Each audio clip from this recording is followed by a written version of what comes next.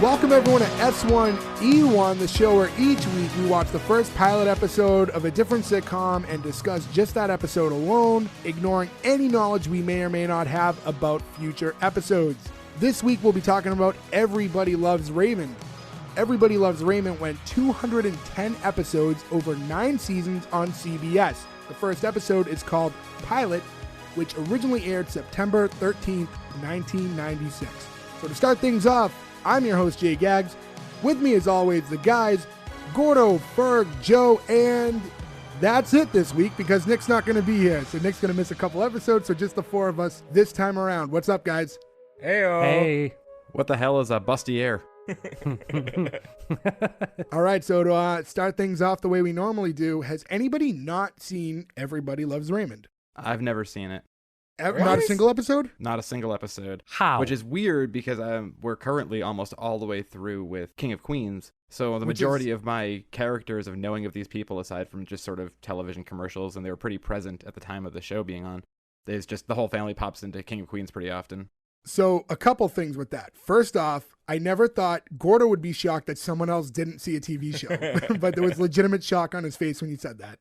Yes, there was. I mean, the show was on everywhere. Like, it was literally on, like, syndication almost every single night on multiple channels. That's the thing. It's, even if you're not a big fan of the show, it's on TV a lot, though. So, like, I would say even if you're not a big fan, it's just one of those ones that you stumble across because it's just always on. Oh, yeah, I feel like I come into this knowing a ton about it. I knew everybody's name. I knew everybody's sort of character and their whole scenarios. You know that Everybody Loves Raymond. Yeah, obviously, and everybody hates Chris. It's pretty good knowledge to know. And yeah, and to go back to what you said, not to cut you off, but you mentioned King of Queens, and I think for those who don't know, King of Queens is a spinoff of Everybody Loves Raymond. So even though there wasn't a ton of crossover, which happens with a lot of spinoffs, yeah, that show is a direct result of Everybody Loves Raymond, and they both had pretty substantial runs on for their own right.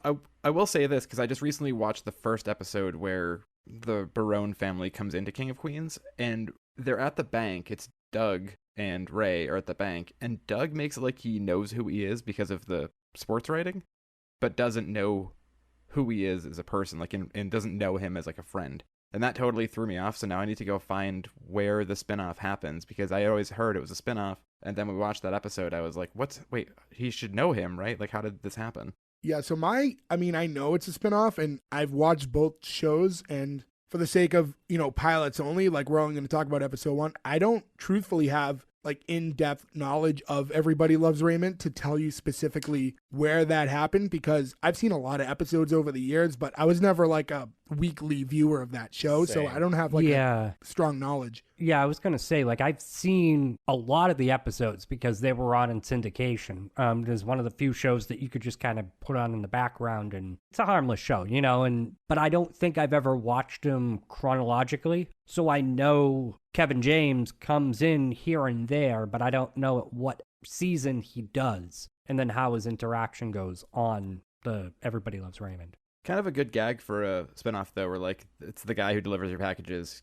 It's a good way to have somebody come in every once in a while, but not be part of your life all the time. Well, yeah, I mean, we covered a couple months ago, we covered Perfect Strangers, and Harriet Winslow, who, Family Matters becomes a gigantic show, but she was just the elevator woman, correct, on Perfect Strangers, and like a small role, but sometimes they just catch something they like about a character and they realize that there might be some meat on the bone there, and look what happens. I was going to say, too, also, did you guys know that this is not the only crossover that Everybody Loves Raymond had? No, what other show? Oh, so, thank you, Joe. Thank you for feeding that. So, The Nanny was also another crossover. When Fran Fine attends her high school reunion, one of her classmates is Ray Barone. Now, Ray Romano and Fran Dresser were actually real-life high school classmates at Hillcrest High School in Queens in the 70s. Weird. They seem like their ages are off, but to that I say, oh, Mr. Sheffield. Yeah, so that's another interesting crossover there between The Nanny and King of Queens. An interesting crossover Not with Queen the of Nanny. King of Queens. Everybody Loves interesting Raymond. crossover with The Nanny and Everyone Loves Raymond. We watched Everyone Loves Raymond the other day for the show, and I had to go do something for work, and when I came back, Kelsey was watching The Nanny on HBO Max, so it's full circle here, everyone. and I changed it immediately. Let's get in. I don't mind. I mean, we'll I'm sure we'll cover the nanny at some point in time. Oh, for sure. But let's get into the open of the show. All right, so starts off in the kitchen, and we just see like the mother running around with 3 kids. There's like 2 twins and an older daughter. Dad walks in, who's Raymond, and kind of jumps right into that chaos. And I mean, it's not like a super polished family sitcom, which I like. There was some shades of like reality in there. She's jumping on his back. The kids are dropping I think it was mac and cheese. It was either that or cereal. It was just like a lot of chaos going on, just like parenthood, right? So I dug it. I mean, it was a fine way to set you off. You just kind of got a good vibe for what was going on with that family. Any like early things that triggered you guys like right away when you saw that? The girl was super annoying. Just the daughter? The daughter or the wife? The wife for me. I instantly hated Deborah. The really? daughter. Yep. No, the daughter just screeching the way that she did in that opening sequence when he starts giving her the cookies and stuff. Yeah. I just wanted to Welcome pull. to parenthood, bud. Yeah. I was going to say, if you ever have kids, I think that'll just be your life, right? Yeah, but I mean, we saw, I mean, she was just trying to like multitask, right? She was trying to feed 3 kids. She was on the phone. A lot was going on. So I wasn't like annoyed by her. I kind of felt for her in that situation. One thing I noticed, and I don't know if this changes later on, obviously, but we're so used to, I think a big part of sitcoms for us are the houses. Yeah. Who has a There motorcycle? goes Nick now by somebody's house. He's making sure he had his Just pop in. race by. Yeah. But this house was so boringly dressed to me. Like, I don't know if it was because it's the pilot, but it's just all like the most bland gray wallpaper. It looks very not lived in to me. It just looks very much a set. So I kind of liked it when I saw from that opening scene. We didn't see the rest of the house at this point yet. We only saw the kitchen. But I had noticed like the picture that she had like the iced tea in and stuff. It all felt like things you would see at your parents' house. So it didn't feel... When was the last time anybody's parents here pulled out a glass pitcher of iced tea, though? That's one of those things. Well, times are a like different. I mean, but... 1996, when yeah, did your well, did there anybody's parents wasn't do that 20 years Mio ago? and stuff. Like Crystal Light was a thing. Like, I mean, like Crystal Light's still a thing. I just used like the Larry. squirt version. Yeah, with the pink lemonade and Perfect Strangers. The pinkest lemonade I've ever seen. But I don't know, like, pitchers exist, Joe. It's not like pitchers no longer are a part of the world. No, You but can nobody still go and buy has the them. commercial picture of like, here's your orange juice, honey. I mean, I have one. I think I've used it once. And they're also very hard to pour out of. It just was, I don't know, everything looked realistic to me. The house looked lived in. There was a lot of like texture to the background. There was just a lot of things there. Things weren't perfectly placed. I will say it did look lived in the fact that it looked like a young couple with 3 kids who didn't like meticulously hang up things on their walls, and that they were too busy with work and being parents. So that makes more sense. Right. Yeah, I was going to say, it looked like almost a normal person's house. Like, that's how you would... Yeah, and I find that endearing because I think in a lot, especially nowadays, in a lot of the more modern sitcoms, especially, like, the houses are just not realistic. It's not just the niceness of them, right? It's not the layouts, but it's just like everything is too new. Everything is too set up. Everything is too nice. And, like, I want to see a half-open box of cereal sitting there. I want to see the remote in the wrong spot. I want to see disheveled papers in the background. Like, that just feels right to me. Maybe it's because I just live in chaos myself. I don't know, but... No, I'm right there with you. I mean, I like to have things that are neat or whatever, but I also, like, you know, understand that if you are busy in your house, your table's going to be a mess. 3 kids, yeah. Yeah, if you have Right. 3 kids especially. I have no kids, and Twins, most of my that life's a means mess. 2 babies, you know. It's not just like all different like ages. So Ferg, it's as the 2 expert on babies this, at have you had this experience? Have you had screeching and wrong place remotes in your life? No, my child is an angel. What are you talking about?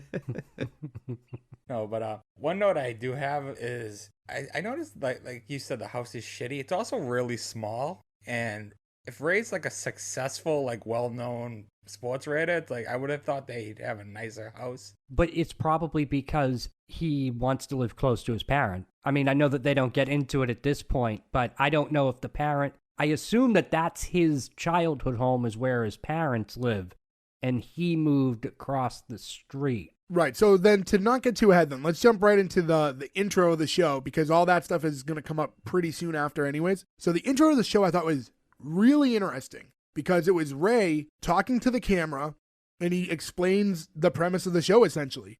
And he tells you everything you need to know. He's like, hey, I'm Ray. I live in Long Island. I live with my wife, Deborah. I got 3 kids. I live across the street from my parents. And all the while he's trying to assemble this like playhouse castle thing that he inevitably traps himself into. And it was just like a very, I don't know, like I dug it for watching episode 1, and I was super tempted to cheat on our format and watch the intro of the next episode, because I was like, this won't work in episode 2. Like, if you become a weekly watcher of this show, I don't need to see this every week. I'll say this as like an avid watcher of the show.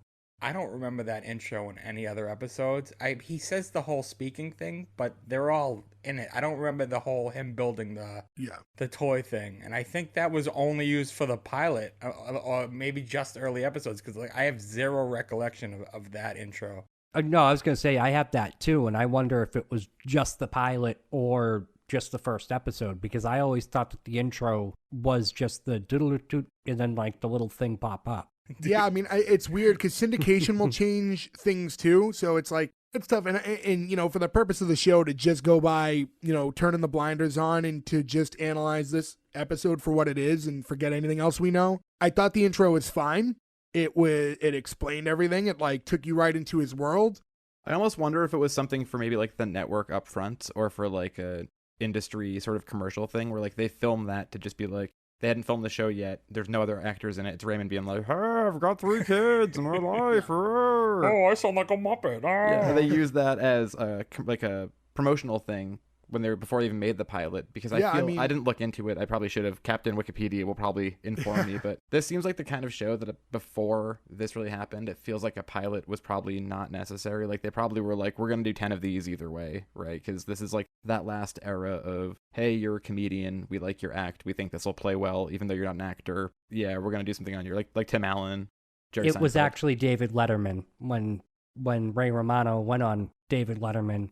Worldwide Shorts, who David Letterman's company, is the one that hooked him up with the people at CBS. Well, I appreciate that. I love David Letterman, and thank you for reading the Wikipedia entry back. Yeah, no worries. That's what I'm here for. The intro is fine, but again, I just don't see a place for that intro ever again. Because I just feel like if you're 4 episodes in, I don't need that whole thing laid out quite like that, but I don't know if they do that again in episode 2. So, you know, from there we jump right into this next scene where it's Ray and Deborah are in the living room, and just kind of, oh, it's been so hard. You've been gone for 4 days. And he's like, yeah, I really didn't want to be gone for 4. And like, you couldn't tell if he was just trying to appease his wife by saying, hey, you know, this was hard for me too, but, you know, they made do with it. This is also too where you find out that they have 3 kids and she's coming up on her 32nd birthday, which... I was going to say, she does not look 32. I was going to say 32nd, but she doesn't look that. She looks older for some reason to me. See, I don't get that so much. I more just got, like, we've all made different life choices, and the fact that she's 32, married, owns a home, and has 3 kids is, like, I think it was more relatable to more people at that time in 1996 than now. But looking at it now, where I'm like, wow, I would have been miserable. Like, I would have been able to pull it off 3 years ago if that was the case. I was tempted to look up at the time, and I just, for whatever reason, I didn't, because they said she was 32-ish, and that whole setup was more because her birthday is coming up on Sunday, which ends up kind of being the whole outline of the show is her birthday's coming up. Right. I wonder if the 32-ish was more like she's turning 40 and he's like, no, it's your 32nd birthday again. No, I mean, I think we're to assume it was in the ballpark. Yeah, so we landed on 32-ish because he goes back. He's like, well, this is when, he's like, I proposed to you when I was 23. I proposed again when I was 24. You said no both times. And then I waited a year until I got a job. And then at 26, I succeeded. I did enjoy that little interplay. I also like, too, that he got his hat signed by Cal Ripken. Yeah, and that was the first time where we had mentioned it earlier what he does, but at this point we don't. And I was like, okay, so he has a sports job. Right? Like, because he was away for work, unless he happened to go to a game while he was on a business trip, which I guess could have been possible as well, right? That he was just assigned to be in Baltimore for a few days or something and saw Cal Ripken at a game. No, well, they say in the opening episode, in the opening scene when he first walks in, that he was, when Deborah's on the phone, she says, Ray's been gone for 4 days covering the Yankees. So that kind of gives you a little part, actually. Yeah, so she's on the phone and she goes, he's been out for 4 days covering the Yankees and he's 16 minutes late. And then that's when he walks in, and then that's when the whole first scene starts. And the other thing, to go back a little bit about her age, and because we're not sure exactly how old she was, and to those listening who don't know us personally, like, we are all 35. We're all 35 right now, right? As of the recording of this episode. I think so. Yeah. Yeah. So we're all 35. So we're all just a hair older than she would be there. And, you know, to be honest, I didn't get the vibe that I was older than how she appeared. She's a very attractive woman, but I did think she was a little bit older. But I think a lot of that could have been a mixture of the style at the time and that they did dress her up very like disheveled mom, right? Like they didn't do her up. The makeup was done a certain way. Like it wasn't an exciting haircut. So like some of that could have been purposely done to like give her a little bit of wear and tear from the troubles of home life. I don't know. Maybe it's because it was on, I mean, that's 1996. So we were what, 11? Mostly, most of us, 11, 12. Yeah, 10, 11. So that was old for us. So maybe it's just looking back with that lens. But I feel like people now look too young almost. Well, yeah. Like when they say that they're 30, they look like they're 20. And when we were younger, I mean, I don't know. It's People also aged horribly before, because we're all of us are pro wrestling fans pretty much our entire lives, right? So think of some of the people who were younger than us in the early 1990s when we were watching wrestling who were 25, and you're like, wait, how old? And I think it was not long ago, I actually, to keep on topic with that, I sent you guys a picture of Hulk Hogan at our current age, like when he was 35, and you go, what? Like that's not a 35-year-old man. He was always 50. That's but I true. think what happens... His mustache, though, was 35, so it makes sense. Yeah. So we talked about this in an episode in the past. I can't remember exactly which one, but I think what happens is you get locked into the time you meet someone. So like if you watched Everybody Loves Raymond or have any memories of it from, 96, was it? Mm-hmm. When you're 10ish, you identify with her being older than you and momish. Like, so even when you're older than she's supposed to be at that time, you don't view her as younger than you because like your memory is always going to be locked in that she's older. That's true. And that's what I think happens. And I think now that we are older, we look at people who are supposed to be our age as either younger or on par. That's how I see it. What I mean by that is they look like somebody that I would view as my age versus really young. I don't know. Maybe it's just me. Maybe it's just... See, I see it weird. I see Frozen in Time where I think that they are 35 or whatever still. I don't think they've ever aged, but I also think that we're all still like 22 or something. So it still doesn't make sense. It's off by some weird degree. Right. And so the whole thing with this episode, like we said, her birthday's coming up and she doesn't want the parents and brother of Ray to come to the house for her birthday. That kind of becomes the whole issue, right? Because she just wants to date her herself. She's always watching the kids all the time. Ray's always gone at work, but then because Ray's parents live directly across the street, they come over unannounced all the time. And that's the whole point of this episode really is to establish that, right? That they are very intrusive on their lives. So I have a couple of problems with that. So first of all, I don't think it's out of the realm of reasonability that she would want to have her day and be by herself or be with her family. Where my problem comes in, did you notice the hair at the top of scene 2? I'll have to show you a picture in the group chat, but there is a hair whenever they pan to Deborah in that second scene, and it follows them whenever that camera shot happens throughout the whole episode, that it almost looks like there's a crack in the camera or somebody has like a hair that's on the lens. And it annoyed the hell out of me. I don't know if you guys saw that. On the lens or on her? Yes, it's on the lens. Oh, well, you said that was a problem you had with I thought you were about to say a problem you had with the premise of the show and her feelings towards her parents. You're like, well, you know what? I got something to say about that. And then here's a completely irrelevant thing that has nothing to do Someone with didn't wipe the that. lens off, so fuck this show. No. But I mean, I don't think that that's unreasonable. The other thing, too, is why the hell don't they lock their doors? Like, seriously, you live in Queens, in New York, the parents just walk in. You know how you stop that? You lock the damn door. Yeah, Like, I mean, problem solved, right? I don't know. That's just me. I All right, think you that just sent me a picture, Gordo. We're talking in real time here. Yeah, it does look like there is a scratch in the lens. I'll have to post this on the Instagram. yeah, we'll put this on our social media. But, and to my point right here, I would like to say this is a perfect thing. In this screen cap that we will post, if you go back, you see the most boring curtains, the most boring wallpaper, and an empty hat rack.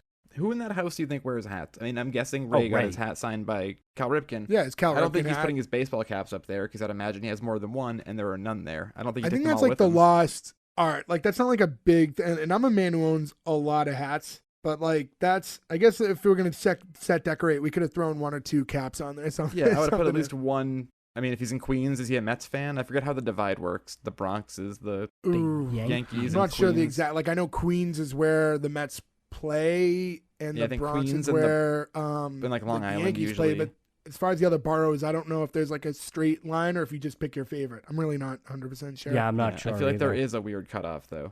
It's like if you're from half of Connecticut, one half is a New York fan, one half is a Red Right. Sox fan or whatever. And again, it's like not to go back to what she's trying to explain. I understand where she's coming from completely. And there are points of the episode where I totally side with her, and there's points where I don't, and we'll get into that as we go along. But there's definitely some notes there, like along the way, where it's like it's really tough to decide who you're completely with at times. Yeah, I mean, there's a part of you that's like, well, if they're over all the time, that's super harsh, right? But I'm also guessing that there's a lot of like free babysitting so they can go out on the town and live their lives and all this sort of stuff because the parents are right there too, right? That she probably doesn't think of as much of a help as it probably is. Maybe I'm speaking from a weird point of view. I have no kids. I have no Yeah, idea. I mean, like Yeah. we only have one resident member of the show with a child, but you know, I have my niece, and like I see the convenience of having like my mother around to help out if my brother wants to go somewhere because she's available to watch in times of need. And this kind of comes up later in the episode, so I'm excited to when we get to that point because there are things about that scene in particular I really want to get into. So as Deborah is talking about how the family can be a bit intrusive and the parents will walk in whenever they want, essentially at that moment the mother walks right in the door without ringing the doorbell, and the mother is Doris Roberts. So I was a little excited about that, mainly because Grandma's Boy is one of my all-time favorite movies. I do really love that movie. But the second she walked in, I said, "You damn dirty dopers!" Like I could not. And although that movie came out it came out I think right when this show is ending, but this show existed for 9 years. But I've seen Grandma's Boy so many times that she will forever be the grandma from Grandma's Boy to me at this point, for the duration of my life. See, I will never know her not as Ray's mom. Like if I Yeah, even me too. like saw her on something else, with Ray's mom. So, Yeah, that's how I felt like the first dozen times I saw Grandma's Boy. But then when it got out of hand with how many times I saw that movie, it flipped. She's also Ellen Griswold's mom in Christmas Vacation, I think, too, right? I was about, and I wanted Yeah. to cut into, and I even have in my notes, like, see if anyone else knows her from something different, especially Joe. It's her and Kitty pop up in everything. Like Yeah. She had unfortunately she passed some years back. I forget exactly what year. I want to thought say it was somewhere around recently. 20. It was like around 2016 or something I think. But I mean, that woman, if you look at her IMDb, she was working consistently for like 60 years straight, like nonstop. And she died at age 90. So, I think bless she her. died. She had a good she was run. part of like that 2016 class with like Harambe and all those other celebs. Dude, don't bring that up. Harambe died on my birthday. Who was Harambe? What? Who was Boner? Do you honestly not know who Harambe is? It's not ringing a bell. The Harambe, gorilla The that gorilla? got shot when the kid fell into the tank. in the Cincinnati Oh. Zoo, the gorilla, yeah. And the Yeah, gorilla I didn't even remember do that. anything to the kid. They were just so afraid that they just killed him. Dicks out. Dicks out Probably for should have shot Harambe. the kid, too, just to be safe. Yeah, I mean, the kid caused more trouble than the gorilla did. I'm shocked that you don't know that first because it was, well, you were so out of touch with like modern pop culture that like I can see how you missed that because it was a giant like meme thing for like a solid couple of years. And thanks to people like Gordo, is still a meme thing because Gordo still posts about Harambe pretty regularly. I do. He's always in my heart.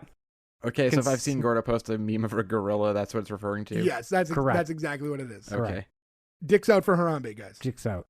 All right, so sure. So we see the mom come in, and right away you can see like the dynamic that she has with the rest of the family and how she's very much just inserts herself into their lives and is a little overbearing because she basically just saw Ray's car and that was enough cue for her to walk right in the door. Was a little mad at Ray for not calling his mother, when he's, I'm assuming also in his like mid to late 30s, not calling his mother immediately when he gets home, even though he doesn't live with her. And she gives him like a kind of like a little playful slap on the face. And then has like a box of, was it baking soda Yeah. Yep. for the fridge because she thought the fridge smelled. And it was like, it's like a little shot at the wife. Yeah, you can get the dynamic right away that she thinks she's a better homemaker than Deborah. And that's one of the big points of contention they have. Better homemaker, better mother, and better to Raymond, right? So you get the trifecta of the nagging mother-in-law archetype. Yeah, because not only is she that close by, but she's inserting herself all the time. But on top of it, she's not afraid to give her opinion and critique Deborah on how she feels Deborah conducts herself and runs her home. Yeah, the serious point of contention throughout the series. I know we're not supposed to talk about it, but like, it's just always like, oh, that's okay, dear. I wouldn't have done it that way, but yeah, I was gonna say it does come up throughout the series, but passive aggressively critiquing her, like. At some point, Ray was like, she does it with love. yeah, exactly. I do like this too because it sets up that you know what kind of a relationship they have, but you know that there's a second part of it. You know there's the father still that you haven't seen. So it kind of builds the anticipation of like, okay, is he going to be the opposite? Is he the level-headed one? Or is he going to be just as crazy and they're going to be unbearable to be around? And I'll say this too, like one thing that at this point of the episode, even though we're only really being introduced to 3 adult characters, I thought the chemistry between everybody was really good. Sometimes with like a new show, it takes the characters a little while to find a rhythm to get used to each other's styles. But as far as a family sitcom goes, this felt very natural to me. Like Ray and Deborah were a very believable couple. The way they interacted with the mother was incredibly relatable. They all seemed very comfortable with each other. I was really impressed with how well those actors all meshed in the pilot episode in the first few scenes. I feel like they must have had to have either rehearsals or like a week in a hotel together. Like, what a great idea, right? If you're going to have this giant sitcom with like a 10-person cast, if you just were like, okay, we're going to, I was going to say Florida, but that's the worst state in the world. We're going to, I don't know, California. Sorry to any of our listeners in Florida. Florida is great. It's one of my favorite places. Don't listen to Joe. You've all seen how disconnected he is. I've also been to Florida 3 times, and it's a nightmare. I've lived there. I've been twice this year. That's too many times. Too many. Gordo, you lived there. Thoughts on Florida? I like the heat. Oh, you're all bonkers. I like gators. Bonkers? Who says bonkers? Who's boner? Who's boner? What I wanted to call attention to is the idea that they might have all gone somewhere for a week was Joe's speculation and own idea, and then he followed up by saying, "What a great idea it is to do that." So Joe made an idea of what they may have did, and then congratulated himself for having a great idea. Like what a spectacular idea I just had. Go me. Sometimes you catch lightning in a bottle and you just gotta, congratulate yourself. They legitimately do that in a lot of sitcoms. I can't think of one. I know they took a trip to Vegas on one, and it's gonna kill me till I can figure out. I mean, it's definitely good to try to find time to let people bond, to at least be comfortable around each other. Yeah, I mean, I imagine that they all... Oh, it was Friends, our first episode. Friends, they all went on a Vegas trip to get to know each other. Like, Friends, after they were for those of you who want to go through our archives, episode 1. Our S1E1. S1E1 of S1E1, Friends. That gets brought up a lot. There's at least one David Schwimmer impersonation episode, I feel like. So somebody get ready to get on the mic. There it is. Thank you. But you can combine, like, Ray is basically David Schwimmer. They have a similar... They're definitely level of excitement in their tone. They're definitely in a movie together. Oh, they're in that newest Scorsese movie together. They're in The Irishman together. No, they're not. They are, because aren't they? Didn't they co-star with Eeyore in that? Oh, bother.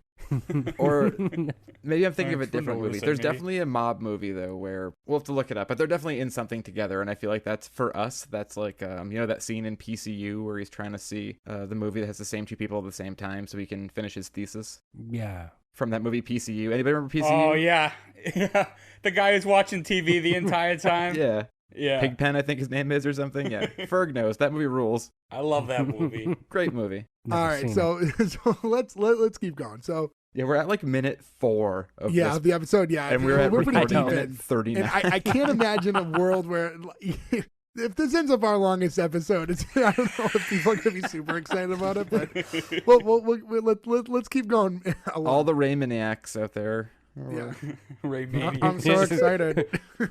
So the conversation, conversation continues on about kind of like how the parents are, too involved in their lives. This is when they're upstairs in the bedroom now. And it comes up that the father keeps listening to their voicemail messages on the answering machine and keeps somehow figuring out their password and keeps like changing it so he can listen to their messages, and then leaves them messages to recap what he just listened to.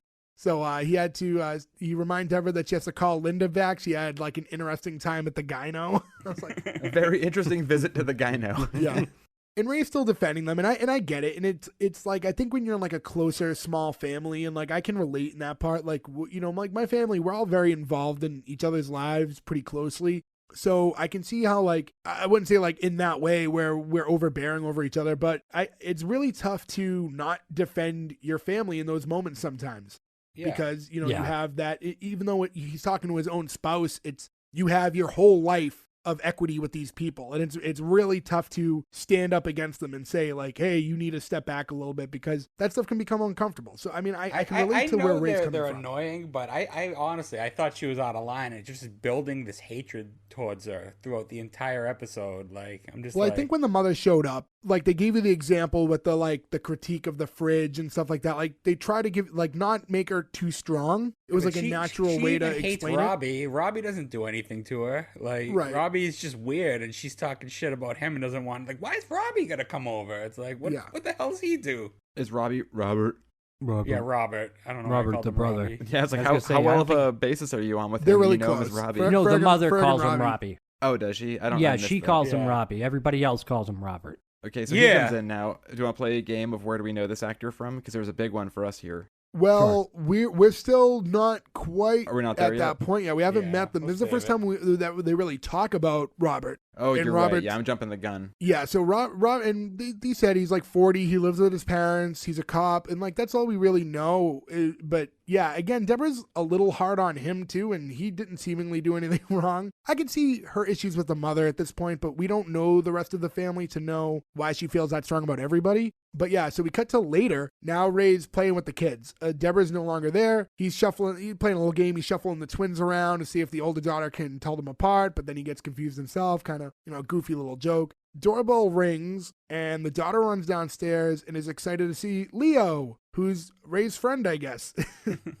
Yeah, they didn't really explain that too well. Yeah, he just popped up. In the only thing I thought was a nice thing that I noticed was he at least rang the doorbell, so you knew it wasn't a family member, because if it wasn't, they would have just opened the door and walked in. Yeah, they set the expectation that family walks in, but anybody else will ring the bell They or knock. like ring the doorbell like you should when you're entering someone else's home. Now we're in the living room, and we meet Leo, who's Ray's friend, and he's hanging out with Ray. The kids are asleep now, and you know, at this point I'm like, all right, they're just gonna sit down, watch TV, because Ray has the house to himself, other than the fact that the kids were asleep. And Leo, who doesn't seem to understand how children work, was like, let's grab some pizza.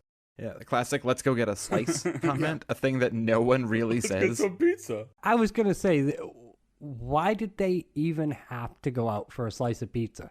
Well, you don't know that. They said get a slice. They could be getting orange sodas, so That might have been, let's go get some orange sodas. Yeah. I But don't even know what to say to that. do you know that Slice is an orange soda? That's a brand of orange soda? No, you didn't. No. Okay. No, So no. that's- I mean, I that's why thought that that joke the didn't land with orange you. soda was like the Slimer soda. Is that the same thing? that's high That's C Ecto ecto. That's Cooler. high C. And that's That's not orange soda. soda. And just so you know, crazy concept, more than one people make orange soda. No, I know that, but I always thought it was like generic, like orange soda. Fanta wasn't like, we call dibs. No one else can create this flavor. Yeah, Sunkist made one. Fanta Slice. No, Sunkist made Sunny D. Nope. Sunny D makes Sunny D. No. Yeah, you put it in the fridge next to the purple stuff. No, I thought Sunkist made Sunny D. I thought they did that. No, I just making they that didn't, up? They didn't I put think that you're making box that onto up. the world. I Sunny don't D want to made pretend to Sunny be. D. up. I don't want to pretend to be an expert on all citrus-based drinks, but I don't think you're right. Oh, But shit. But in general, to not get into too crazy of a tangent, Leo wants to go out and get a slice of pizza with Ray, which, okay, but Ray's home with the kids, and like, they're not bothering you because they're upstairs asleep. Turn on the game and just order a pizza. Like, I didn't really... Simple solution. Yeah. For the purpose of the show, I understand that you're trying to find a reason to get Ray out of the house to create the rest of the episode. But I thought this was just kind of a weird way to go about it. Just a friend who didn't understand while he was already there. Maybe if he called on the phone and was trying to like, Ray, you got to see this. Something's going on. And like, there was some sort of internal conflict. It shouldn't just be the game. He needs something more to get him out of the house that he couldn't be also doing at home. Going to a Right. bar Should have to been watch like, the oh, game you're and eat stressed. pizza. You could use a beer. Right, or like we're going to the strip club, or my friend's band is playing down the street. Something you couldn't. There has to be like a on the reason couch to while at ordering least pizza. entertain the idea, other than I want pizza and I don't know how to call it and have it delivered to your home.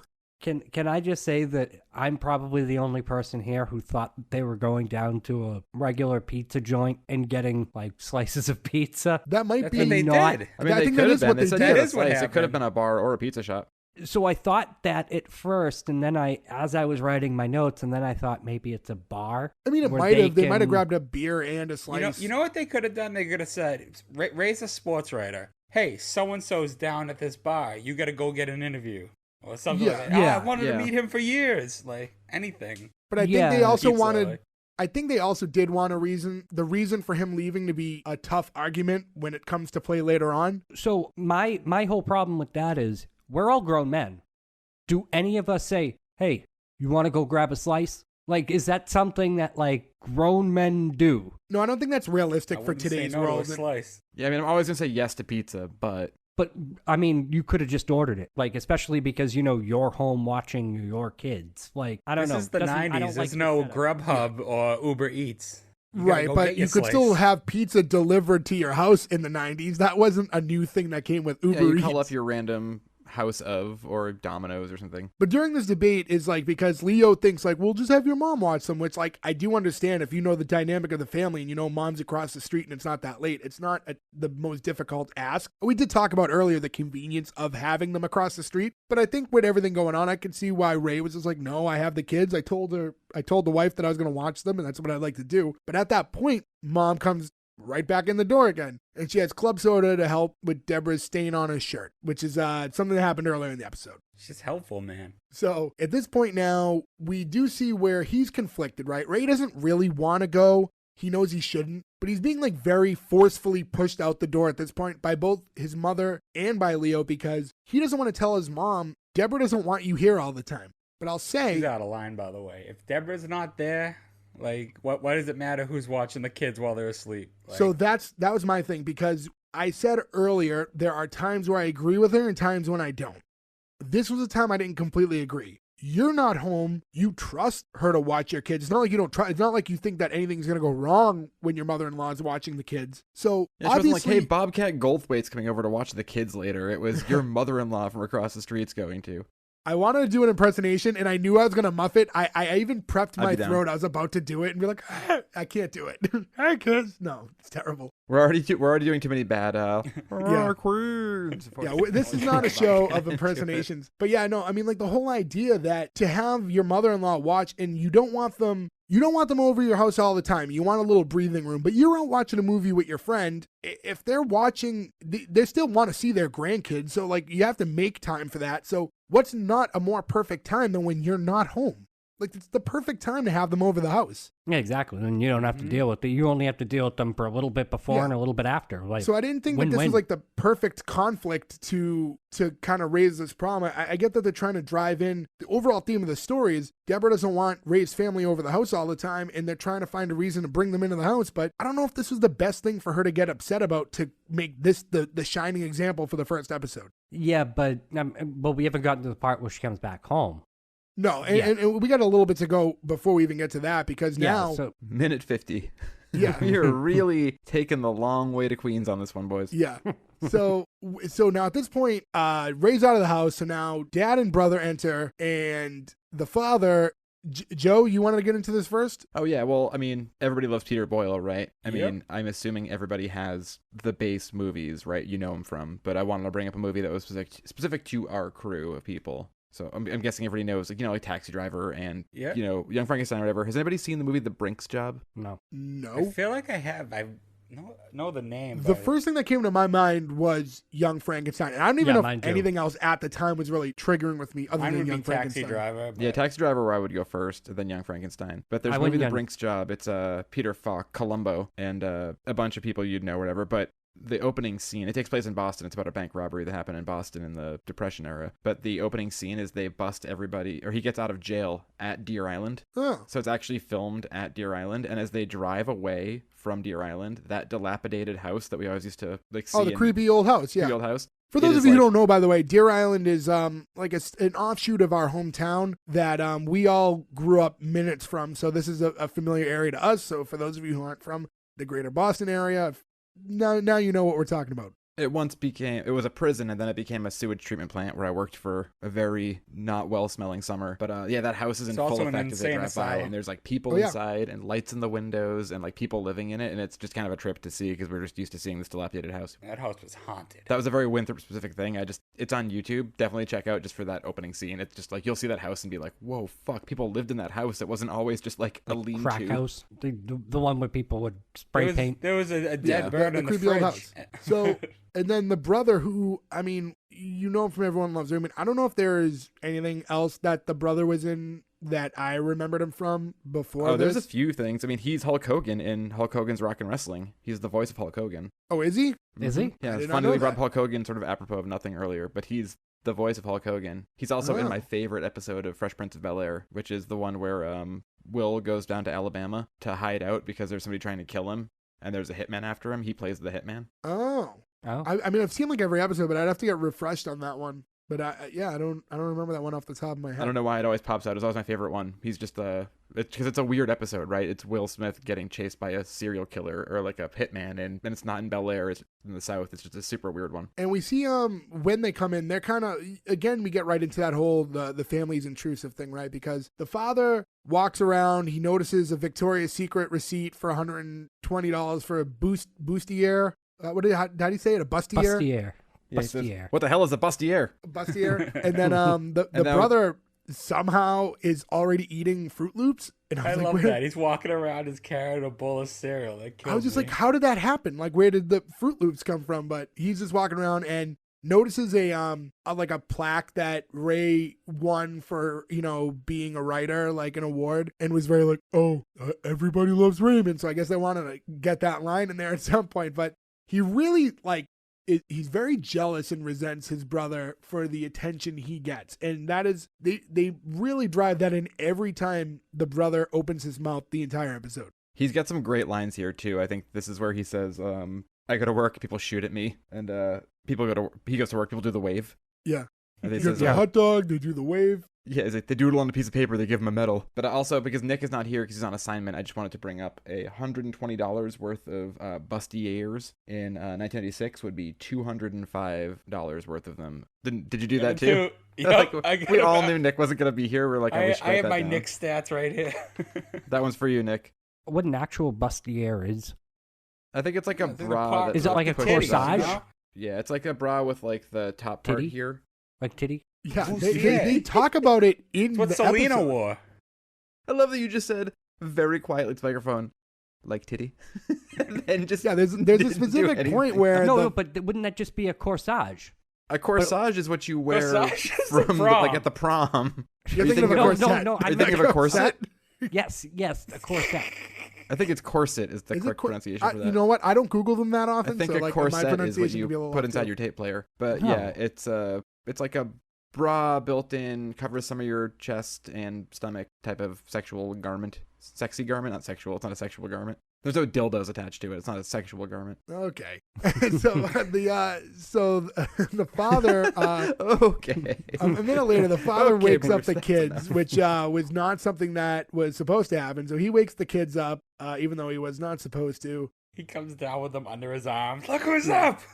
And and I get it, the grandparents want to see the kids, right? And grandparent rules are different than children rules, and I see that all the time. Like how my mother would act towards my niece, where she does not act towards her the way she treated me and my brother as we grew up as kids. It's just, there's grandparent rules for sure. Yeah, things are different. Bedtimes change. All the rules are off limits. When you can eat junk food, everything's, it's down the tubes. And you think it's a generic thing that's made up for television, but it is a very, very real thing that I've experienced firsthand. Also, I haven't brought this up in a few episodes, so I just want to put something out there. I know that the season went till the show went till 2006, so he obviously didn't die. But what do you think, Police Sergeant Robert Barone? Do you think he was called? Do you think he went to the towers? Do you think he got out narrowly? You'd imagine a sergeant in the police in New York City would have gotten called Nobody there. respond.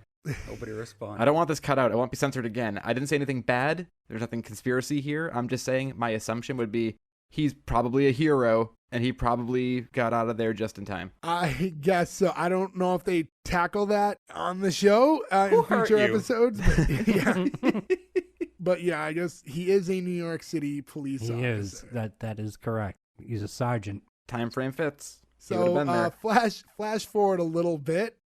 Ray gets home. Everybody's up. The kids are wide awake now, so he knows he's in trouble unless he can fix this in a very, very rapid pace. Which also, like, if Deborah only went out to watch a movie, you'd think, like, did he literally just, like, go down the street and get a single slice of pizza and walk right back? Like, how long for him to be able to leave, do what he had to do, come back, and all of this is, like, well within the time frame of, like, you know, her just leaving for a couple hours. Like, Well, maybe because she was with friends, maybe they like got a drink before. yeah, maybe or they stayed out after. for a little bit. Yeah, like went to a diner I after. expected Deborah to come home before him and then be sitting there with them and be like, oh, hi, Raymond. But Yeah. instead he got home, had time to clean. I was very surprised by that. Yeah, so now he kicks the parents out real quick, and then and as they're leaving, the father wants to smell the twins' heads one last time, and he's like just sniffing them and saying it's like the fountain of youth, and I'm like, That's a real thing. Old people do that to your kids. really? Yep. Really? I swear to I God. thought that was so bizarre. No, that's not made up. Old people love smelling babies' heads. And then and We're isolating that one with the Where's Boner as our Yeah. part of our soundboard. as Robert's walking out, he just turns over to Ray and he's like, "Nice trophy." And I noticed that happen, and it happens later in the episode too. But they definitely Robert's character, whenever there's a chance to put a button on the scene, he gets that last line. If he's in the scene, he gets the last line almost every time. Oh, I didn't notice that. Yeah, it happens a lot. It happens. They definitely default to him, but that same like dry one-liner, like, and he walks off. It happened a few times. He's It's perfect because for the it. show is everybody loves Raymond, but Robert doesn't love Raymond. So he's For gonna his be buddy the Robbie antithesis. does not. Are you and Robbie going to get a slice after the show? No, all right. Robbie died in 9/11, Joe. He hero. And he finally got his nice medal that he was after. Moving on. So now we get to the next scene, which starts in the same location again, which the show did a lot of. And I don't know if this is something I just noticed in this television show in particular, or if other shows do this a lot. But it was a lot of like fade out, come back to the same exact room you were in just to signify a time change, but not a scene change to move things along. But they did that a few times here. Now, do you think that's because we watched it streaming and that was a vacation break? I'm sorry. That Probably was, could have been a commercial break commercial where they come break. right back in. Yeah, that's definitely most likely actually why that's happening. And it didn't really occur to me. I think we consume television so differently now that maybe my brain's forgetting that commercials happened in those fade in and fade outs. Yeah, sometimes things look so clunky now because they never made them with the idea that someday you'd watch 50 episodes of something an entire Right. weekend. You know, we've all become nightmare humans. Right. And then Deborah comes home. The kids are back asleep. So, I mean, Ray successfully got everyone out of the house, cleaned everything up. Everything looks nice.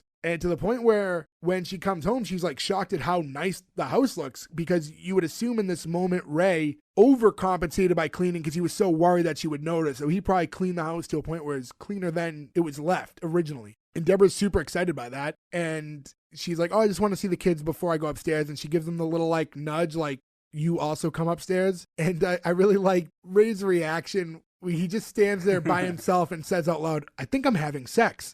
He just runs up the stairs. This is where he goes and just starts throwing the way too many pillows that are on the bed off and taking his clothes off, right? Also, Yes. how small is their bed? I noticed it right away. I wrote it in all my notes. They have a very tiny bed for a married couple. Probably full-size bed. Keep it close. You know, to go to the pillow thing, it was something that I noticed too when we were watching, because it's one of those, they're still a thing, right? Throw pillows are still a thing. It's not like a sign of the 90s. I just personally, for your actual bed, don't see the point. I can see like the decorative nature in your living room to have a couple like extra pillows for style. I never really saw the reason to have like these decorative pillows all over your bed that you have to take off your bed before you go to bed. They come with sets. Yeah, sometimes, but yeah, no, you're right. But what's the point of them? Like, I just don't. I personally agree with don't you. get I it. have a ton of them and I hate them. Like I have no use for them. Sometimes I like them to keep your head elevated. You have a pillow for that. I just buy more regular pillows. Yeah, but one pillow isn't going to keep your whole head elevated if you're trying to watch buy TV. more in bed. regular more pillows. pillows. Yeah, you could buy more pillows. Yeah, but You then could if buy you more than say one regular pillow. I wouldn't. you I'm have just feet saying, like Ferg pillows. said, if you get a bunch in a set, I'm going to use those because I already have them rather than buy more. But they're all tiny.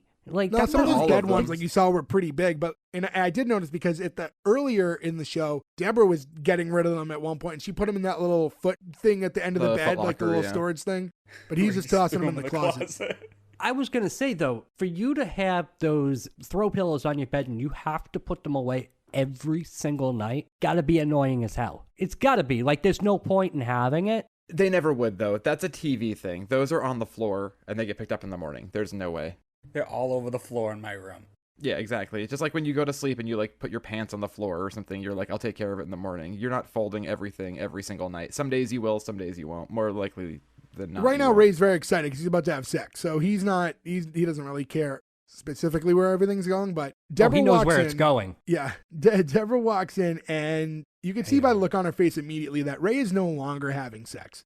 So she went to see the kids and could smell the Old Spice on the children's heads.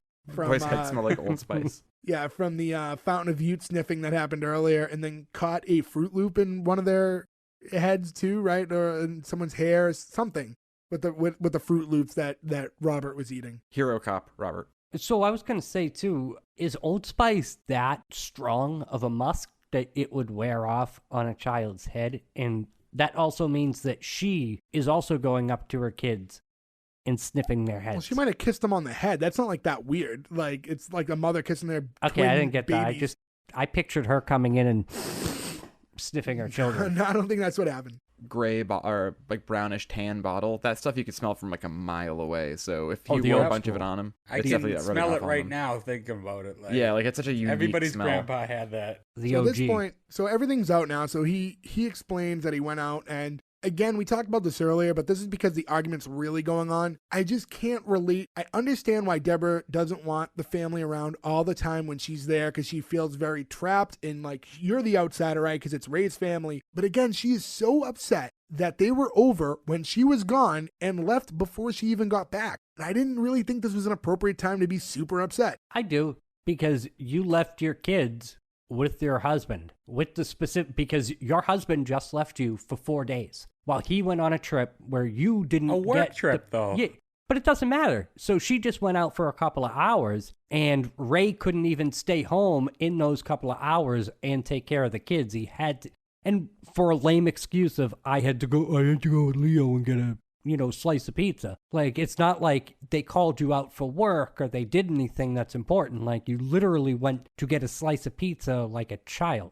No, I mean, we understand that the reason he left wasn't important, and I can see her being upset about that. I just think, so when you go back and you say, listen, you were just gone for days, you didn't need to immediately leave the house with your friends, you've already been gone, I can understand that argument. It's the obsession over the idea that the parents are in the house at any point in time, which I at don't that point quite it's agree with. straight up bitchy. Like it's more of it goes from an annoyance to like her, she's just being a bitch because she went out. The house is now cleaner than it was when she left, and the kids were in good hands. No harm, no foul. She wouldn't have known about it if it wasn't for the smell. It's like ignorance is bliss, but she makes a whole mountain out of a molehill. I do like Ray's delivery when she asked him why he left, and he was just like, pizza.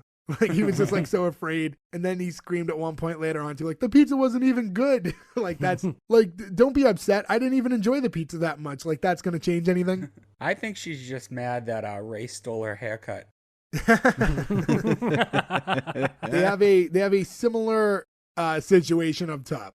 I would say that's pretty accurate. And she's so mad about this that she actually goes downstairs to sleep on the couch. And I kind of like that. It's not like the typical sitcom-y, like kick the guy down and make him sleep on the couch. Like, she's like, I can't be near you. I'm going downstairs. But then he yells at her too not to sleep on the couch because he already cleaned He down just there. cleaned it, Yeah. which is a nice little way to close the scene. So now, from that point, we see the first time we leave their house now, and Ray's going into his parents' house. And he's coming to them to talk about Sunday and be like, listen, you guys can't come over. Now he has to because he's already in hot water with the wife. And they talk about, when he brings up Sunday and the birthday, the first thing that comes up is the gift for her birthday, which I really liked. Is Yeah. He signed her up for like a fruit of the month box, and like that month's box must have been pears. It was And they got 12 so many pears that she's like, not just like, we don't need this many pears. She's like overwhelmed and extremely upset by the amount of pears that they received in this box. And I like it too because at first you just think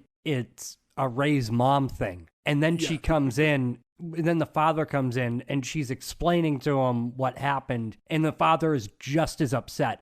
But the best line in all of that is when she misinterprets Ray telling her that it's a Fruit of the Month club, and she goes, "Oh my God, you signed us up for a cult." Yeah. And all I can think of is a Fruit of the Month cult. He's got us in some sort of I a love cult. when she goes, "Why would you do this to me, Raymond?" Yeah. She's so upset by a box of pears. What are we gonna do with all these pears? Like, who's gonna eat them? Like Robert can eat some. Like, Robert doesn't need that many pears. It's funny because I don't remember that much about this show, but that joke stuck with me, and I remember that from originally watching it, and it's one of the only things I remembered, and I didn't realize it was from the pilot. And To me, I loved it. This scene, this exchange between Ray and his mom about pears was my favorite part of the whole episode, like by far. It really, like, her overreaction and how clearly upset she was by the pears, like, it landed with me really well.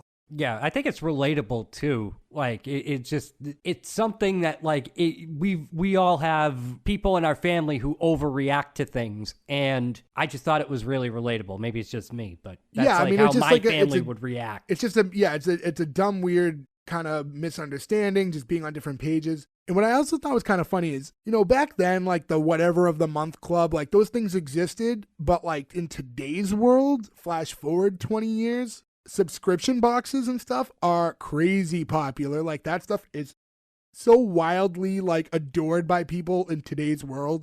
I actually got a Jelly of the Month club for Christmas this year, and Jelly it of was the one Month? of the best gifts I've ever gotten because it was so perfect and funny and such a good reference to second time here, Gross. Christmas Vacation.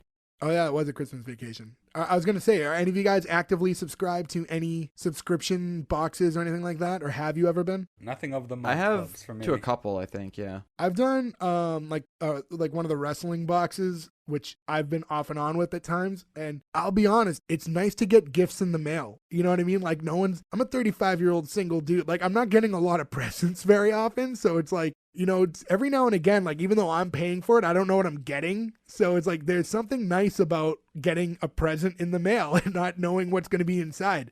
The surprise aspect is nice, but I feel like you never get a lot of stuff you'd want. So you end up with a bunch of stuff that you wouldn't actually care about if you're getting like... I have drawers of that now. Yeah, like blind box stuff like that. Yeah, you're going to always end up with stuff where you're like, who? For sure. I think with the food ones, I guess like I could see a little bit more purpose in them. I would be afraid with like if you're like with the jelly or a fruit of like if it's ever a month where you don't like the item, it's instant waste, right? We got lucky. All the jellies were good. That's good. Hey, give them away to people. Yeah, I was gonna say you can give it away, but like I know people in my building, they get like the food boxes, like the meal prep things, and I think like that Blue Ribbon or Blue Apron or whatever. Yeah, and all I can think of is I remember when I was working as a cook someplace, and they would get farm boxes from these local farms here in Massachusetts, and I remember my owner walked in and he goes, "Look, we got rutabagas." Like, but he comes in with this huge box and like of these radishes and like Swiss chards and like rutabagas and all this stupid shit. And I remember just being like, that's not good. Like, I would be so disappointed if I paid like $300 to some farm and they gave me like that. I think now they make it easier though for food stuff where you can like give if you have food allergies or things you don't want. Yeah. Like we were looking at that butcher one just because the meat is supposed to be really, really good. Where like you can be like, hey, I don't eat shellfish or I don't eat whatever, and they'll just give you more of stuff that you would eat. So I think it's better now. I think at the infancy of that stuff, it was just like, yeah, we got 50 rutabagas. Here you go, make a stew. I've looked into like Butcher Box and like Omaha Steaks and stuff. I've kicked the ties of those before, but ultimately I'm like, I'm just gonna be forcing myself. Like I'm gonna fill my freezer with all this. Like I can't, it's good once in a while. You know how many times I've gone on Omaha Steaks and filled my cart and then just had like last second I've been very close. And you get free bacon this month if you order now. Like I've been very close. Omaha Steaks are very good. I bet. Like you really need an external freezer though. Like the only way to make that work is to have a standalone freezer. Yeah. If you've got one for it, then you should probably get some steaks and we'll have a barbecue. Don't hold your breath. So this creates a terrible time now for him to uninvite them, right? Because now they're so upset about the fruit situation, and Ray creates this excuse that they can't come over Sunday now because he's taking them to Bear Mountain, which I meant to look up. Did anyone look up if this is a real place? I wanted to look it up. I didn't look it up, but what immediately struck me is there's a Bob Dylan Talkin' Blues song called Talking Bear Picnic Mountain Massacre Blues, which is like a 17-minute long song about like people going on a picnic and the boat sinks. Bear Mountain is a real place in New York State. Oh, good. There you go. So it's a real place. I mean, I guess that makes sense. Like, why make up a place? I was thinking of like Clark's Trading Post in New Hampshire that has like the bears that like ride motorcycles. Oh, the dancing bears! I love those. I feel like that's not going to last much longer. I feel like that's got to be coming to the end, right? Who knows? I mean, that's stuff. It's New Hampshire, bro. It lasted this long. Who knows? Yeah. So that's kind of like the whole. That's how he tries to get out of the situation now, to just make this excuse. Like, listen, we're not even going to be home. And then on the way out, as he's leaving, the mother hands him the rest of the box of pears. And the brother walks in right as he's exiting. And then again, to button the episode, he just makes a comment like, oh, now Raymond gets the pears. And so now we cut forward. Now it's Sunday, I'm to assume, and this is Sunday, which is Deborah's birthday. She's excited. She has the home to herself, just her husband and her kids. She's about to open up the shades, but Ray abruptly stops her and is like, no, let's keep it dark. And she thinks like this is like a trigger to be like, hey, let's get a little frisky, like, because it's your birthday, like in the living room while the kids are home. But whatever. Like, so they start making out on the couch, and he's starting to unbutton her top a little bit as racies you're going to get for a family sitcom, at least on CBS. And right as this happens, the whole family walks in with like balloons and a present, and everybody's horrified. Right before that happens too, though, before they walk in, he says, I thought this only happened on my birthday, which was a great PG sex joke that made me laugh really hard. Which again, this all could have been avoided if they had locked the door. Well, that does come up. Yeah. And so at this point, everything is exposed, right? The family just walked in on Sunday. They're still home. They're not at Bear Mountain. I'm still a little confused why they all walked in together for whatever they were going to, like, even if they were going to surprise her later on, why did they all show up at once? But whatever, I guess for the purpose of the show, but that didn't totally make sense to me. Because they said earlier in the episode that Robbie doesn't like to be home alone. Robert doesn't like to be home alone. But even like, you're really close to them too. The Robbie is spreading, huh? Yeah. But even then, did the father have to go? Like, did both parents have to walk course. in? Like, one of them could have just brought in the balloon and gift. Like, well, look what happened earlier. The one time when the mother went by herself over, they both came over. Where'd you go? Yeah, They're all tell us where you were. codependent. They don't want to be alone. Also, what happened during all this is, as it's all as he's coming clean, we realize that Robert drew his gun during all of this. Yeah, he pulls his gun. It was like, that was his response to seeing two adults making out. He went like, I don't know, if you're a cop and like, you probably can't be that quick draw to your gun under these circumstances. If that's what's getting you nervous, imagine if something more serious was going on. Yeah. So again, Ray's trying to come clean now because everything's, it's out there, and tells him, listen, we just wanted the day alone. And he was like trying to backpedal a little bit and make it look like it was mainly Deborah, but then she nudged him, so he had to fully commit again. He's like, no, I thought this too. And, and he's like, I understand how you guys can't understand, the concept of needing space from, people who treat a box of fruit like it's plutonium. So, the great line there. And they were having, so they were taking it fairly well at this point, but Ray he's going on and he's doing a good job now defending his wife, at least in the situation. Tells the father that he needs to ease up on the jokes. Like, what, Joe? Oh, the joke that he says, maybe you shouldn't say that little Matthew has homosexual tendencies. And the father's face, like this, like wide-eyed, like his blank stare when he said that, that got me for some reason. His father had such a classic face. Tells the mother if, she's going to come by to be critical, you have to at least call first so we can be warned, maybe hide or whatever. But like, makes it known every time you come by, you're a little hard on us. And I don't know, they tell them, why didn't you just tell us earlier? And there was like a really easy resolve to that situation. They took the news really well and went, okay, and they left. Yeah, she says, if you needed the day to yourself, all you had to do was ask, and then they leave like nicely. Yeah, it was like a very simple, like, this whole buildup was for nothing. You know what pissed me off, though? After all that, Deborah denied it. Like, she didn't back him up. Yeah, she backs off real quick. I'm like, you bitch. Like, well, I'll say in this case, again, you're outnumbered because it's his family. Realistically, if he takes the fall, they'll get over it. They'll never hate their son forever. If he plants it on her, that can be a point of contention for the rest of their time as a family. So, like, I kind of understand why you don't want all that on you. I can see her point. She should want that. That'll keep them out, I guess, but you don't want it to be hostile. It's still like, your children's grandparents. Family. Yeah, it's still family, and they live right across the street. But yeah, they don't hold a grudge. Robbie might hold a grudge, but the parents won't. Yeah. Is this when he leaves too and goes, sensitive Hey, writer? you called him Robbie too Yeah, now. you called him Robbie too. Oh, Robbie said that? Yeah, again, he always gets his he gets the his good like little button, button yeah. at the end. And yeah, so now they're alone and she's really excited by him standing up against his family, and they just start making out again on the couch, and now the daughter walks downstairs and catches him, and that's how that scene ends. I thought it was like a weird I thought that was just a weird way to end it with the daughter seeing them make out, because that was just the way to get out of the scene. It was I don't know. No, they were trying to point out that they never get to bang. Well, they're Before never it gonna was get the their parents, piece, yeah. Before it was that, before it was a fight, but they didn't really jam that point. Do a good job jamming that point in. Like, Yeah, I just thought it was an uncomfortable note to Yeah. leave that on. And I, then they no, cut. I agree. It's just I like I said, I think they were trying to go with a running joke and it didn't work. Yeah, and I thought this was. I felt like this whole episode they didn't really know how to end it, because it was that, which I thought was a weird note, and then the final scene that's coming up next was a funny joke, but again weird, and it was just a weird. It was out of place with the rest of the episode. It was just Ray and Deborah upstairs at night now, with in the twins' room, and they're both like asleep, and they're just looking at their kids and talking about how cute they are, and Ray goes on to a tangent about like how Slightly it's ugly like they're and- cute now, but like hopefully they stay that way and they don't get a little ugly, because they're twins, it will magnify and people will notice because there's two of them. So like a little ugliness won't be tolerated because you have to see it twice. That's definitely from his stand-up routine. I was Oh, gonna for say sure. he definitely has it in his contract, like how Jerry gets to say his Yeah. stand up in the episodes. I want to be able to say my stand up. That's what I was saying too. He reversed Seinfeld's, and at the end he does stand up, whereas Jerry does stand up at the beginning. Yeah, it felt like a bit for sure, but it was like it didn't fit there. It was just And it wasn't funny. I thought it was funny.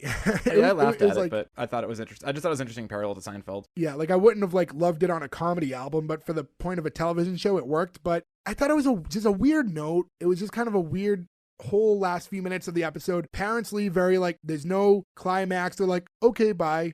And then the kid sees them make out, and then he makes a weird joke about good thing my twins aren't ugly. And I don't know, I felt like it was a pretty solid episode, but it really tailed off those last like final 4 to 5 minutes. The ending point should have been as that front door shut. The parents leave, the front door shut, cue laugh track, show Raymond, end. Yeah, it would have You didn't ended have to have on like anything after that. on Robert, or as 3 of his closest friends like to call him, Robbie.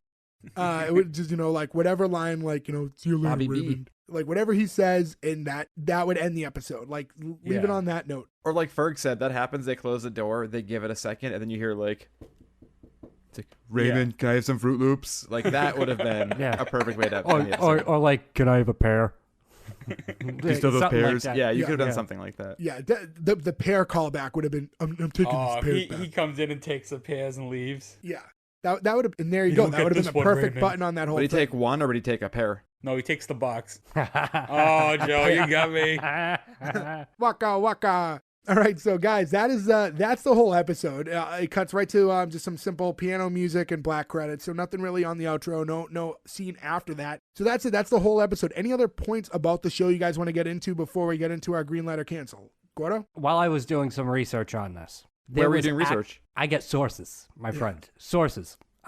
So my sources tell me that there was actually a documentary made because there were other versions of Everybody Loved Raymond done in a number of countries. And there was a documentary produced in 2009 when the creator-producer Philip Rosenthal traveled to Russia to adapt the show called for a local audience. The documentary was called Exporting Raymond, and it chronicles him going to Russia and trying to adapt Everybody Loves Raymond to the Russian audience. In Russia, Raymond loves you. So apparently it was really funny from what I heard. Well, thank you, Gordopedia, for that for that fun update. And guys, anything else you guys have to add to that episode? You guys have any other fun international tidbits about the show? Do you know that the show's writers specifically stayed away from current events to give the sitcom a timeless quality, a la The Honeymooners? They failed. Yeah, I don't think it's timeless, but I don't think it's crazy. But they specifically stayed away from what Current it events. said in... But It they stayed start away to- from current events. But I'll say in the first couple, on the first couple minutes of the episode, he talks about how Cal Ripken signed his hat. Yeah, he should have just said like, I got my favorite baseball player. Brr, debunked. And it happened. And Cal Ripken at that point of his career was on the tail end at like 96, right? Like he only, that Yes. was like toward the Oh, end that of would have his been like the career. last season, I'd imagine. Yeah. So Gotta that joke becomes dated quickly. All right, so that's it. That's all we have for Everybody Loves Raymond. So let's just get to it right now because we've been talking for a very long time about this show. So I'm going to just go around and in the order I see you guys, Gordo, greenlight or cancel Everybody Loves Raymond. So I've seen this show in syndication a lot, and I couldn't tell you how many times I've seen this episode. And I know by design it's supposed to be wholesome and everything like that. I chuckled here and there, but based on this episode alone, I gotta say cancel. I think they should call the show Everyone is Annoying. I guess we could pitch it. It's been, this show's been out for a while. I mean, Ray now, is an so- idiot. Ray I like is that an you said idiot. that and waited for the applause. Like I you did, you yes. did that as a beat. I think they should call it. I mean, Ray's an idiot. Deborah's needy. The kids are super annoying. The mother's overbearing. The only funny character is the father. And the brother is just basically funny Eeyore. But Robbie is hilarious. I don't know. Old Robbie Barone. The whole thing didn't... Robbie or I just wanted to say his name again. Robbie Barone. But yeah, it's a cancel for me. Joe, greenlight or cancel? I'm going to greenlight it. I guess if Gordo is Dr. Wikipedia, I'm probably Dr. Greenlight for most of these episodes. It just takes a lot for me to not to want to see more of a sitcom. And sometimes that fails because we have, spoiler alert, gone back. I did watch 3 episodes of Friends and I couldn't stand it. But I'll watch this. I love the spinoff of it. I love every actor in it. It has a hero cop. I'm in. Ferg, greenlight or cancel? It's canceled for me. As much as, I love my fruit of the month joke. I like the family. I hate Deborah so much. And it grew throughout the episode how much I hated her. And I don't know. I know you're supposed to feel bad for her. Like, oh, these parents are overbearing, blah, blah, blah. But you know what? They're not my parents. And from an outsider, she's just a bitch. When she goes, you have to uninvite them to my party that they're already invited from, and it has to come from you. It's like, no, you're putting him in a terrible situation. And she doesn't have any redeeming qualities. And throughout the episode, it really bothered me. And then nail on the head was when she would not back him up. And she's like, oh, what? That's not about me. What are you talking about? So now he just looks like an asshole. So yeah, cancel based on Deborah. If you kill her off in the pilot at the end, green light, but... All right. Well, I've been really torn about this one, and I've kind of gone back and forth. And even as you guys are talking, I've still been trying to make up my mind. And I got to say, as it's time for me to finally make my decision, I think I'm going to land on canceling this episode. I was really torn. I was really close to greenlighting, and there was just a couple things, and we've talked about them. Again, Deborah, sometimes I was on board with her, but I thought, there were times where it didn't make sense. I thought the way they got him out of the house with the pizza thing was kind of a weird way to set that up. I like all the characters. I think they had a good dynamic with one another. I think there was great chemistry. I think some of the jokes landed really well. But overall, there were a lot of plot holes that I wasn't totally feeling. And the fact that it ended on such a weird note to me, I think that's what pushed me over the edge. Again, it's a show I do like. I have seen this outside of the pilot episode, but for the purposes of this show, based on just the pilot, I'm gonna have to cancel it. So guys, that's 3-4, and we'll find out what Nick's official greenlight or cancel is. 3-1. 3-1, I'm sorry. Yeah, currently the 3 cheese out stands of alone. 4. 3 out of 4. So we will find out what Nick's opinion is, and we'll put that in the graphics later in the week for those of you who follow us on our Instagram, which is S1E1 pod on Instagram. So stay tuned to find out what that is. But that's all we have for this week, guys. Thank you for listening. Again, S1E1pod.com is the link to all of our social media. It's where you'll find our Instagram, Spotify links, Apple Podcasts, anything you need from us, you'll find at S1E1pod.com. And also, for those of you who wanted to watch Everybody Loves Raymond after we talked about it, you can find it on Peacock. All seasons are available right there, so feel free to watch along. See if you agree with us. Let us know. Comment. But again, remember, follow us, rate, review, subscribe, do all that fun stuff for us. We really appreciate it. It does a lot for us. Spread the word. Let people know we exist. Thank you, everybody. Good night. Sensitive writer. Raymond gets the piss, too.